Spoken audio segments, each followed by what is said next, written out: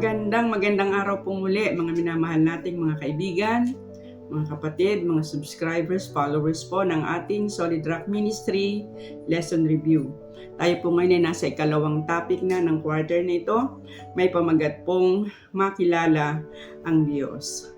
Atin po munang babanggitin ang mga pangalang ito kagaya po ng ating nakagawian: Orlan de la Roca, Rolly Ang, Rolly and Nanette Banyas, Leonardo Padriquela, Moses Albuera, Janeline Choi, Aldo De Leon, Miles Orpia, Rosana Elcano, Aris Pap, Nestor Mariano, Franciscan Sosa, Aida Almasco, Marlon Magsayo, Kaadlawon JP, Yodi Avenido Sr., Mirna Medina, Margie Bandol, Lucero Soblatin, Mary Jane Tornilla, Rogelio Reyes, Mia Sagapay, Frederick, Rowena Cahigos, James Botabara, Maria Bacan, Lea Santos, Christian Edison Marte, Helen Sanchez, Erlin David Chavez, Shell Tim, Camano Monina.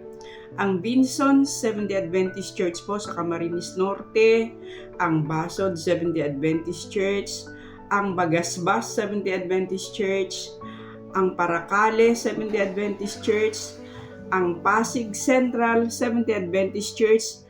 Nais din po naming batiin ng espesyal ang Imos Seventh-day Adventist Baljo, Imos Cavite po. Kami po ay nagagalak na makadaupang palad namin kayo. Nakapaglingkod kami sa inyong church at kami po ay natutuwa sa inyong mainit na pagtanggap sa amin. Magandang araw po sa ating lahat. Nais ko rin pong ulit-ulitin ang mga nagsusubscribe po at gumagamit din po ng lesson natin na ito tuwing Sabado. Kayo rin po ay binabati namin, bagamat hindi po namin mabanggit ang inyong mga pangalan.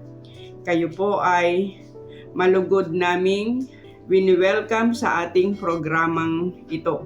Huwag din po kayong mag-aalangan na gumamit. Halimbawa, kagaya po nung isang araw, meron pong nag-message sa akin, "Ma'am, ano lang po, hingi lang po ng permit na gagamitin po namin ang inyong Solid Rock na source ng aming Sabbath School sa aming church." Huwag na po kayong magpaalam kasi talaga pong ang programang ito ay nakalaan upang makatulong po sa kagaya ninyo ng mga churches. At kami po ay natutuwa at nagagalak kung ito pong ating programang ito ay nakakatulong sa inyo. So, tayo po muna ay humiling ng patnubay ng ating Panginoon. O Diyos na makapangyarihan sa lahat, kami po ay humihiling muli sa inyo ng inyong patnubay. Kalaki po ng pasasalamat sa lahat ng inyong mga kabutihan, sa lahat po ng inyong pagpapala, sa lahat po ng inyong pag-iingat at sa inyong pong pagmamahal sa bawat isa sa amin. Ngayon po kami muling mag-aaral ng inyong banal na salita sa pamamagitan po ng Solid Rock Ministry Lesson Review. Kayo po nawa ang patuloy na gumabay sa amin, ganun din po mga kapatid namin na nag-aaral kasama namin sa programang ito. Ipagpatawad po nawa Ama ang aming po mga nagawang pagkukulang sa inyo. Ganun din po ang aming paghiling sa inyo ng patnubay ng Holy Spirit. Ito po ang dalangin namin sa pangalan ni Jesus. Amen. Ang ating pong susing talata ay ating pong makikita sa John 17:3. At ito ang buhay na walang hanggan, na ikaw ay makilala nila na iisang Diyos na tunay at si Jesucristo na iyong sinugo. Ang pagkakaroon ng malinaw na pagkakilala sa Diyos ay napakahalaga sa bawat isa sa atin. Marami ang nasisinsay, nababagabag, nawawala ng pag-asa dahil sa malabong pagkakilala sa Diyos. Maging ang ating relasyon sa isa't isa ay laging nagkukulang dahil sa kakulangan ng pagkakilala sa Diyos. Sabi ni Ellen G. White, sa huling kapanahunan, ang ating dakilang mensahe ay patungkol sa tunay na karakter ng Diyos. Marami ang nadirimlan na dapat maliwanagan sa tunay na pagmamahal sa atin ng ating Panginoon. Ang kanyang mayamang biyaya, pagmamahal at ang dakilang kaluwalhatian ng kanyang karakter.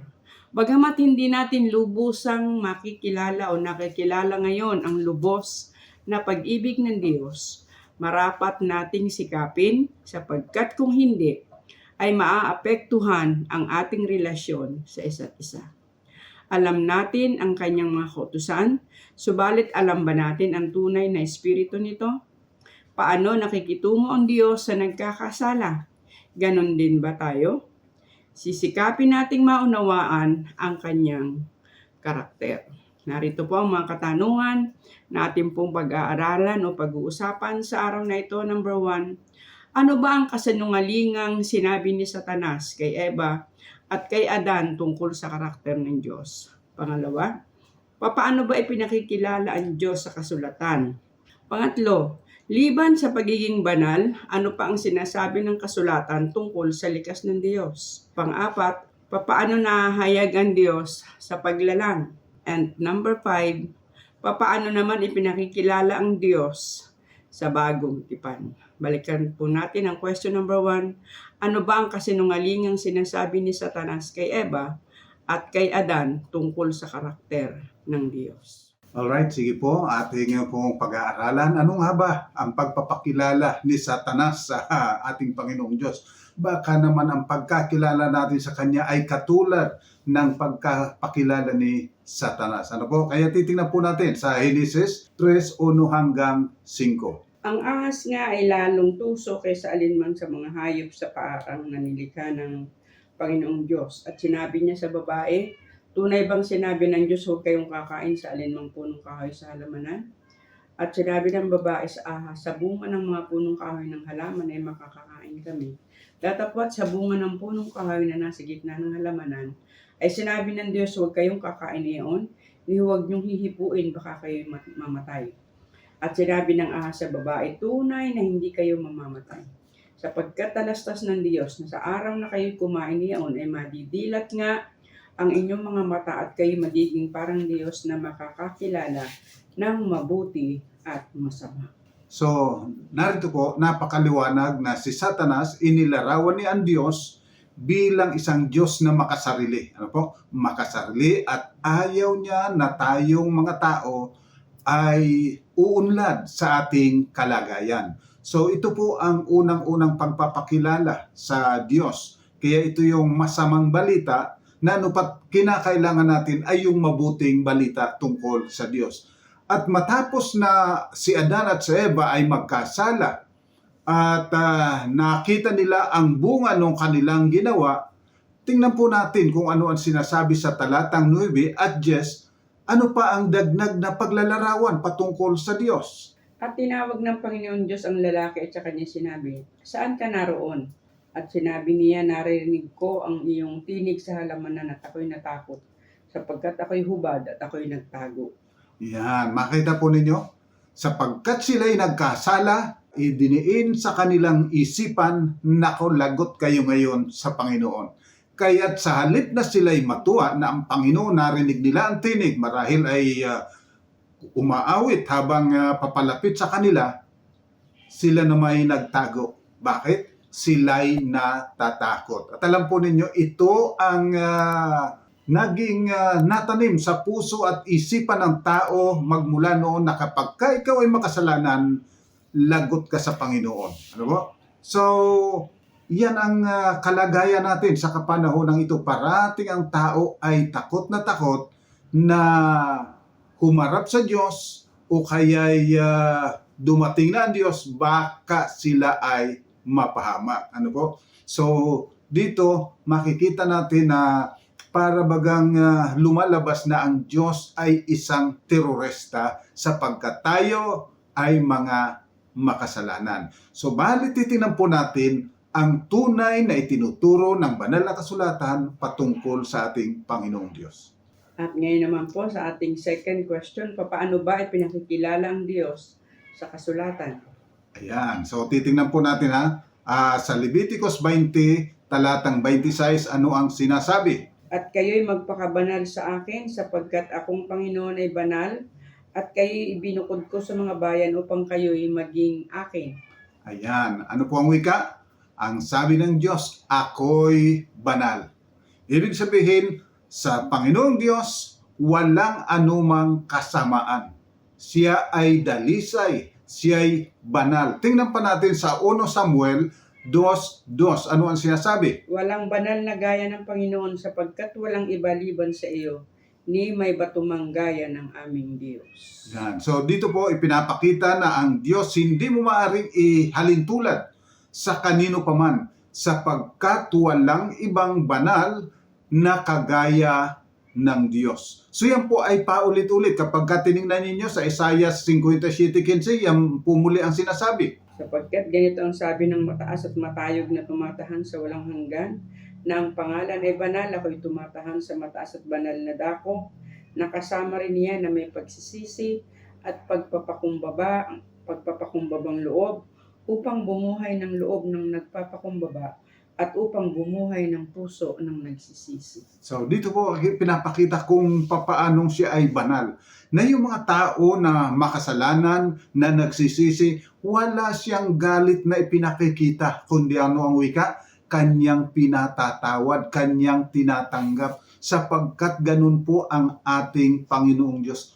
Walang anumang kasamaan sa Kanya. At kapag tinignan po natin sa Ezekiel 38:23, ganito naman siya sabi. At ako'y pakikitang dakila at banal, at ako'y pakikilala sa harap ng mga mata ng maraming bansa at kanilang malalaman na ako ang Panginoon. Yan. So, ipapakilala niya yung kanyang sarili na siya ay banal.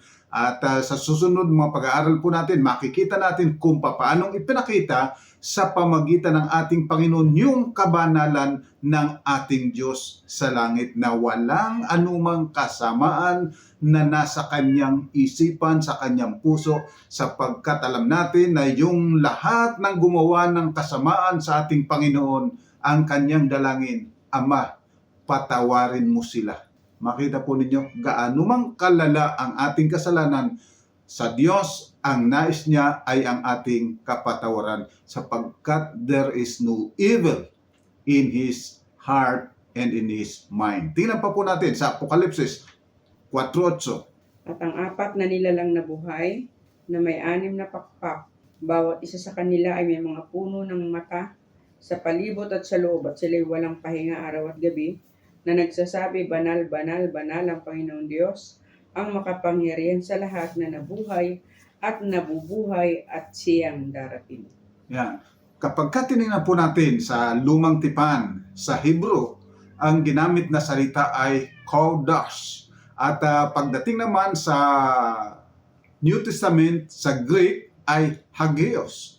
Nang ibig sabihin ay dalisay, physically, morally, pure. At makikita mo natin ito kung paano siyang nakitungo. Alam natin na siya ay ipinagkaluno ni Judas. Datapwat nung dumating si Judas, ang tanong ng Panginoon, kaibigan, ako ba'y iyong ipinagkanulo sa pamagitan ng halik? Yung lahat na nagpahirap sa kanya, kanyang idanalangin na patawarin sapagkat hindi nila nalaman ang kanilang ginagawa.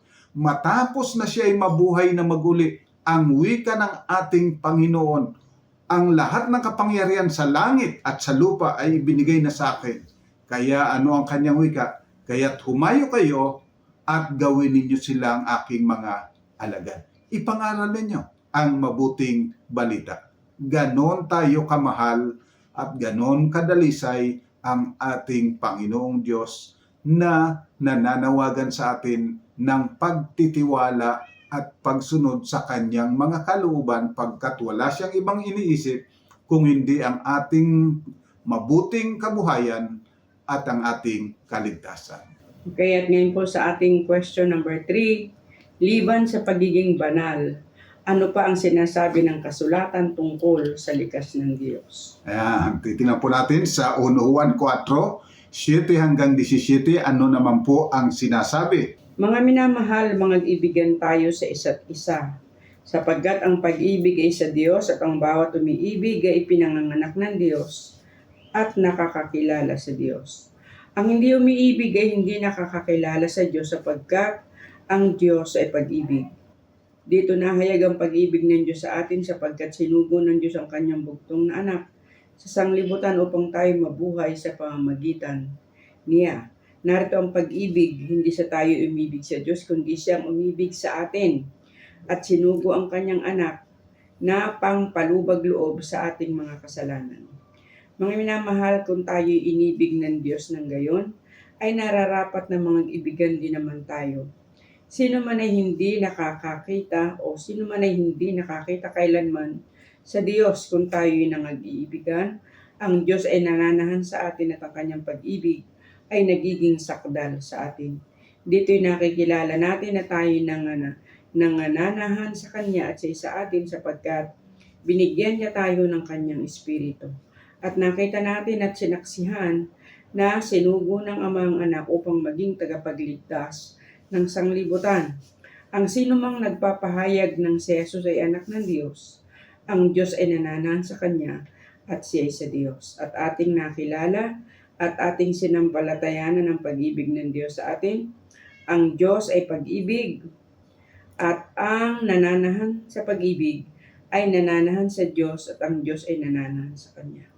Dito'y naging sakdal ang pag-ibig sa atin upang tayo'y magkaroon ng pagkakatiwala sa araw ng paghukom sapagkat kung ano siya ay gayon din naman tayo sa sanlibutan ito. Ayan. So napakaliwanag po.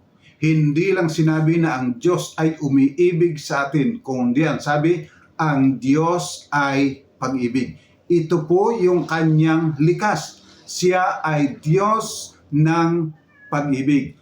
At palibhasang siya ay Diyos ng pag-ibig, tayo naman ay kanyang binabago patungo ron sa pag-ibig, pagmamahal sa ating mga kapwa. O gaano kadakilang pag-ibig ng Diyos na tayo ay turuan niya na maging katulad sa Kanya na nagmamahal, nagmamalasakit at nagbibigay ng unconditional love para sa isa't isa. Sapagkat ganun po ang likas ng ating Panginoong Diyos. At kung titingnan po natin kung paano inilalarawan ng pag-ibig, makikita naman po natin yan sa unang Korinto, Kapitulo 13, talatang 4 hanggang 8. Ang pag-ibig ay mapagpahinuhod at magandang loob. Ang pag-ibig ay hindi nananaghili.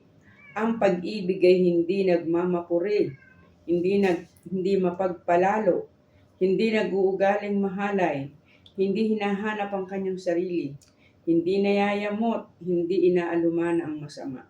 Hindi nagagalak sa kalikuan, kundi nakikigalak sa katotohanan. Lahat ay binabata, lahat ay pinaniniwalaan, lahat ay inaasahan, lahat ay tinitiis. Ang pag-ibig ay hindi nagkukulang kailanman. Kahit maging mga hula ay mga tatapos, maging ang mga wika ay titigil, maging kaalaman ay mawawala. Ayan. So dito po inilalarawan kung ano ang pag-ibig. Kaya nga, kung ang Diyos ay pag-ibig, maaari mong ipalit yung kanyang pangalan doon sa salitang pag-ibig. Sa halip na pag-ibig, iniligay mo ay Diyos. At subukan mo pong basahin muli ang 1 Corinto 13, 4 hanggang 8 nang inilalagay mo sa halip na pag-ibig ay Diyos. At makikita mo kung papaanong inilalarawan dito ang ating Panginoong Diyos, kung papaanong ihinahayag yung tunay na kanyang karakter sa bawat isa sa atin. Okay, at ngayon po naman sa ating pang-apat na katanungan, papaano nahayag ang Diyos sa paglalang? So titingnan po natin sa Henesis 1:31 ano ang sinasabi. At nakita ng Diyos ang lahat ng kanyang nilikha at narito napakabuti at nagkahapon at nagkaumaga ng ika-6 na araw. Yan. So makita po ninyo, no? Lahat ng nilikha ng Diyos matapos na kanyang gawin, kanyang pinagmasdan, at ang wika ng Panginoon, napakabuti. Oh, mga minamahal, ganun po ang ating Panginoong Diyos. Lahat ng kanyang kilos, lahat ng kanyang gawa, lahat ng kanyang isipan ay sa ating kabutihan.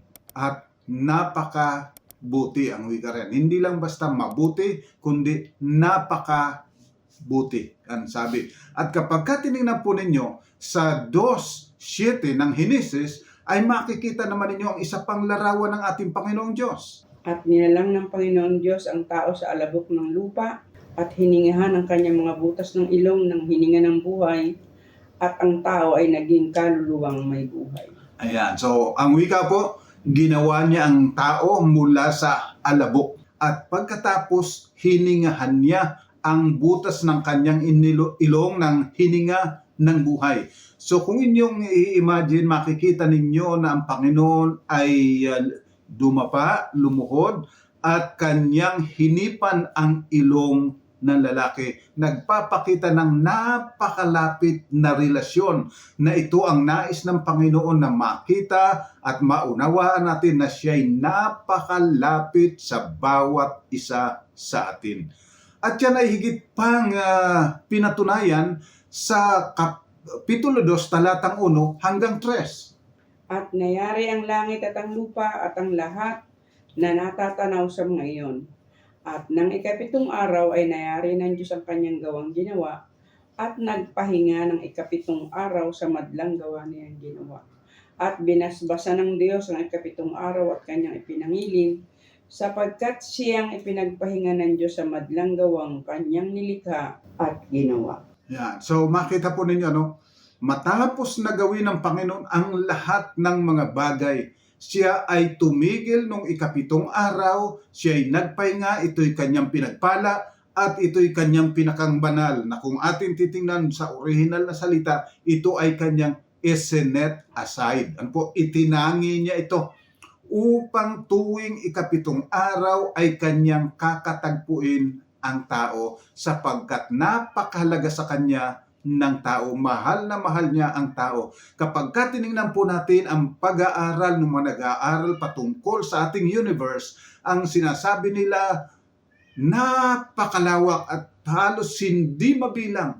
Almost infinite ang bilang ng mga nilikha ng Diyos. Subalit pakatatandaan na tuwing ikapitong araw, yan ang araw na inilalaan niya para sa iyo, para sa akin, sapagkat tayo'y tunay na napakahalaga sa Diyos. Ang sabi ng ating Panginoon, ginawa ang Sabat ng dahil sa tao, hindi ang tao ng dahil sa Sabat.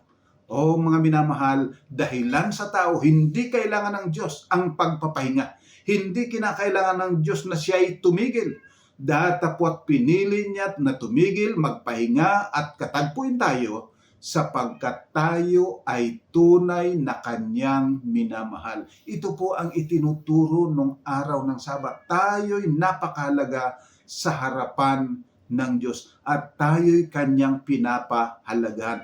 Kaya't ako'y naniniwala na nung ang ating Panginoon ay dumating at marinig ni Adan ang kanyang tinig, ako'y naniniwala na yun ay nung lulubog ng araw ng ika-6 na araw. Sapagkat ang wika, nung kumukulimlim na, dapit hapon, ang Panginoon ay narinig ang tinig. Ibig sabihin, nung sunset na ng Biyernes, kagaya ng kanyang pangako, siya ay dadalaw, siya ay babalik, at doon siya narinig ni Adan na umaawit. Subalit ang malungkot, si Adan ay natakot. Sa halip na matuwa, datapwat, makikita po natin ano ang ginawa ng ating Panginoon. Sa halip na sila'y sumbatan, sila ay binihisan ng damit upang sila ay makatayo sa harapan ng ating Panginoong Diyos sapagkat sila'y minamahal, sila'y iniibig, bagamat sila'y nagkasala. Okay po, at ngayon po sa ating last question, number 5. Papaano naman ipinakikilala ang Diyos sa bagong tipan? Ayan, tingnan po natin sa Mateo 1:23, ano ang sinasabi? Narito ang dalagay, magdadalang tao, at manganganak ng isang lalaki, at ang pangalang itatawag nila sa kaniya ay Emmanuel, na kung liliwanagin ay sumasa atin ang Diyos. Yan, napakaliwanag po ang sinasabi, Emmanuel, nang ibig sabihin, suma sa atin ang Diyos. Marami nag-iisip na ang Diyos ay galit sa atin sapagkat tayo'y mga makasalanan. na ang Diyos ay nasusuklam sa atin sapagkat tayo ay ang daming mga katigasan ng ulo. Datapwat maliwanag ang wika, ang Diyos ay suma sa atin. God is with us and God is for us. Tayo'y Kanyang ililigtas sapagkat tayo ay Kanyang iniibig. Tingnan pa po natin sa Lucas 2:10 hanggang 14, ano naman ang mensahe na sinabi ng mga anghel patungkol sa ating Panginoong Diyos. At sinabi sa kanila ng anghel, huwag kayong mga takot, sapagkat narito dinadalahan ko kayo ng mabubuting balita ng malaking kagalakan na siyang sa buong bayan. Sapagkat ipinanganak sa inyo ngayon sa bayan ni David ang isang tagapagligtas na siya ang Kristo, ang Panginoon. At ito ang sa inyo'y magiging pinakatanda. Masusumpungan ninyong isang sanggol na nababalot ng lampin at nakahiga sa isang pasabsaban, at biglang nakisama sa anghel ang isang karamihang hukbo ng langit na nangagpupuri sa Diyos at nagsasabi, luwalhati sa Diyos sa kataas-taasan at sa lupa'y kapayapaan sa mga taong kinalulugdan niya. Maliwanag na maliwanag po ang sabi nung hukbo ng langit. Luwalhati sa Diyos sa kataas-taasan at sa tao'y kapayapaan na Kanyang kinalulugdan. Maliwanag po, ang tao ay kinalulugdan ng Diyos. Bagamat ang Diyos ay nasusuklam sa kasalanan, iniibig niya tayo. Kaya ang sabi nga ng Panginoon sa Ezekiel 33:11, sabihin mo sa kanila, wala akong kasiyahan sa kamatayan ng makasalanan, kundi ang makasalanan ay manumbalik. Kaya ang wika niya, manumbalik kayo, sapagkat bakit kayo mga mamatay o sangbahayan ni Israel? O mga minamahal, ang Diyos walang kaluguran sa kaparusahan, ang Diyos walang kaluguran sa kapahamakan, wala siyang kaluguran sa kamatayan. Ang gusto niya, tayo ay mabuhay. Subalit kung tayo'y mananatili sa kasalanan, ang bunga ng kasalanan, kamatayan. Datapwat ang biyaya ng Diyos ay buhay na walang hanggan. Kaya patuloy po ng ating Panginoon na nanawagan sa atin na tayo'y magtiwala ng lubos sa Kanya sapagkat tayo'y tunay na Kanyang kinalulugdan, tunay na tayo'y Kanyang minamahal at ibig niya na tayo'y tulungan, tayo ay maligtas. Datapwat hindi tayo maaring pilitin kailanman ng Diyos. Tayo ang magpapasya kung tayo ba ay tatanggap sa Kanyang pag-ibig o ang tatanggapin natin ay ang walang hanggang kapahamakan upang tapusin ang kasamaan sa sanglibutan ito. Nasa atin po ang pagpili. At dito po natatapos ang ating talakayan sa araw na ito. Narito po ang mga summary ng ating mga pinag-usapan. Number 1, mula sa pasimula, inilarawan na ni Satanas ng mali ang tunay na karakter ng Diyos. Number 2, ang kasulatan ang tunay na naghahayag ng karakter ng Diyos, kaya't mahalagang ito ay pag-aralang mabuti. Number 3, ang Diyos ay pag-ibig, hindi lang umiibig, ito ang Kanyang likas. Number 4, ang mismong paglalang ay naghahayag na ang Diyos ay pag-ibig at tunay na napakalapit sa atin. Number 5, ang pag-ibig ng Diyos ay higit na nakikilala sa Kanyang pakikitungo sa ating mga kasalanan at makasalanan. So mga minamahal, sana po muling nakatulong itong ating munting pag-aaral na ito. Tayo po ay sama-samang manalangin. Ama po naming banal, salamat po sa iyong paghahayag ng iyong tunay na karakter. Salamat sapagkat na ikaw na aming Diyos ay banal. Ikaw na aming Diyos ay aming Ama. Ikaw na aming Diyos ay tagapagligtas at ikaw ay nagnanais na kami ay makasama mo magpasawalang hanggan. Datapwat tulungan mo kami ng Banal na Espiritu na magkaroon ng ibayong pagtitiwala na aming tanggapin ang iyong pag-ibig at aming sundin ang iyong mga salita sapagkat bawat salita at utos na iyong ipinagtatagubilin sa amin ay mga utos na para sa aming kabutihan, sa aming kagalingan, at sa aming kaligtasan.